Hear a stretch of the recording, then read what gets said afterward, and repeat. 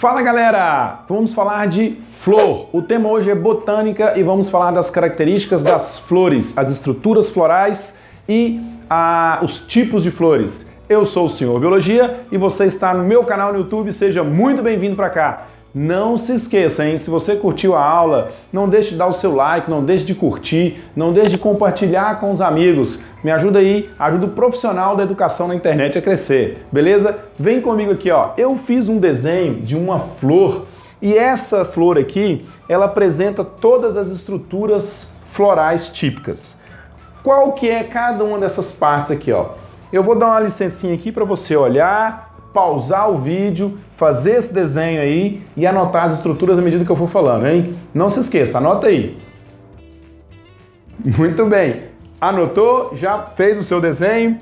Essa estrutura de baixo aqui, ó, é o pedúnculo da flor. Pode anotar aí. Pedúnculo. Alguns frutos que não são frutos verdadeiros, são pseudofrutos, a parte comestível, como é o caso do caju, por exemplo, o que a gente come é o pedúnculo que se desenvolve. Aquela parte comestível do caju é o pedúnculo, é essa parte da flor que cresceu. Essa segunda parte aqui, percebe que ela está recebendo todas as estruturas florais aqui, ó. Por isso que ela é chamada de receptáculo floral. Essa estrutura aqui, nela está inserida os verticilos florais, que eu já vou dizer já já. O receptáculo floral. Alguns pseudofrutos também são chamados pseudofrutos e não são frutos verdadeiros, exatamente porque a parte comestível é o receptáculo floral. É o que acontece, por exemplo, com a maçã, é o que acontece com a pera. Aquilo que a gente come é o receptáculo da flor que se desenvolveu. Bom, agora a gente entra aqui em cima nas estruturas que são os verticilos florais. E aí nós temos os chamados verticilos florais de proteção, composto por essas duas estruturas aqui, e os verticilos florais de reprodução, que são essas duas partes de cima aqui. Vamos ver cada uma delas. Essa aqui de baixo de verde, ela tem a função de proteger o botão de flor quando ele ainda não se abriu. Ela é a sépala. E o conjunto de sépalas compõe a estrutura que a gente chama de cálice. Então anota aí, ó, sépalas, entre parênteses, que é o conjunto, cálice. Aqui, essa estrutura são as pétalas, importantíssima para o processo de polinização quando a flor é polinizada por animais, insetos, aves ou mamíferos, como no caso do morcego, por exemplo. Porque a função da pétala é atrair esses agentes polinizadores e, portanto, elas são normalmente coloridas, vistosas, atraentes. As pétalas juntas compõem a estrutura chamada corola. Então, o conjunto de pétalas, corola. O conjunto de cálice, ou melhor, o conjunto de sépala, cálice, ok? Para ajudar a diferenciar, é só você pensar o seguinte, o carro bonito, quem que é o carro bonito? É o corola. O carro bonito, a flor, a parte mais bonita da flor, são as pétalas. As pétalas, o carro bonito. Conjunto de pétalas, corola. É meio bobo, mas essas coisas já ajudam a guardar, viu? Você não esquece. Carro bonito, pétala bonita, conjunto de pétalas, corola. Conjunto de sépalas, cálice. Agora os verticilos florais de reprodução. Essa estrutura aqui é o carpelo, que também pode ser chamada de pistilo. Ela se compõe aqui em cima do estigma, que tem uma substância gelatinosa que serve para grudar o pólen. É aqui que o grão de pólen chega quando acontece a polinização. Descendo o caminho aqui, você tem o estilete e aqui embaixo essa estrutura toda é o ovário. Essa estrutura toda aqui é o ovário e lá dentro está o óvulo. Quando acontece a fecundação dentro do óvulo, o óvulo vai se desenvolver e se transformar na semente. E o ovário vai se desenvolver e se transformar no fruto.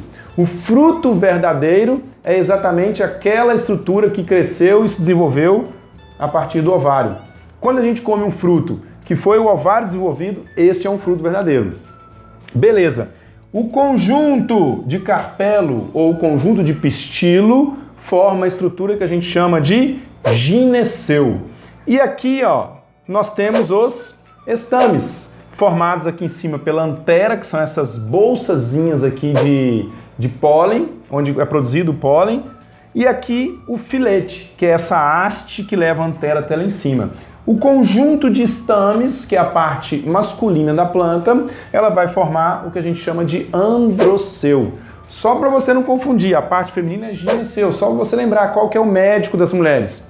É o ginecologista. Gíneo tem a ver com estruturas femininas. Veja o nome, vagina. O nome gino, a etimologia grega da palavra, faz referência à estrutura feminina, à mulher. Por isso o conjunto da estrutura feminina da flor, que é o pistilo, que é o carpelo, a gente chama de gineceu. E o conjunto da estrutura masculina a gente chama de androceu. Pois bem, essa minha flor aqui, ela é uma flor chamada completa. Que classificação é essa que eu pus aqui, ó? Hipógina, perígina e epígina. Mais uma vez, anota isso aí e entenda o que é isso. Essa classificação é uma classificação que flores recebem de acordo com a posição do seu ovário. Se o ovário ele está localizado acima da estrutura do receptáculo aqui, ela é do tipo hipógina. Se está localizado no meio, se o receptáculo ele cresce, o ovário fica intermediário ali, a flor é classificada como perígina. E se o ovário está mergulhado dentro do receptáculo, ela é classificada como epígina. Olha só essa imagem que vai aparecer na tela aí para você entender melhor o que eu estou dizendo. Muito bem, missão para você. Agora, essa outra classificação que flor recebe também. Ela pode ser classificada como diclamídia, monoclamídia e aclamídia. O que diz essa classificação? Ela faz referência à presença ou não dos verticilos florais aqui, ó, de proteção. Se ela tem cálice e corola, ou seja, se ela tem um conjunto de sépalas e o conjunto de pétalas, se ela tem as duas estruturas, ela é chamada diclamídia, é uma flor diclamídia. Agora, se a flor ela tem cálice, mas não tem corola, ou então tem corola, mas não tem cálice, ou seja, ou ela só tem pétala ou ela só tem sépala. Tem um dos dois só. Ela é chamada monoclamídia.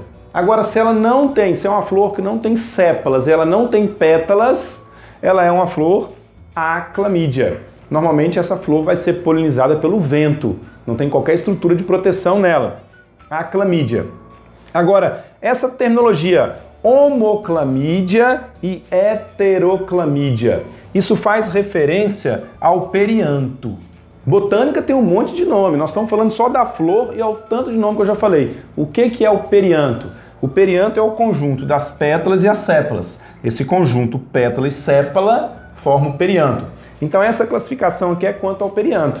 Se o perianto, ou seja, as sépalas e as pétalas, elas são idênticas, elas têm a mesma aparência, elas são chamadas de homoclamídia. E esse conjunto, pétalas e sépalas com aparência igual, a gente chama isso de tépala. O que é tépala? É o conjunto de pétalas e sépalas com aparências iguais, ok? E o que seria a heteroclamídia são aquelas que apresentam pétalas e sépalas diferentes.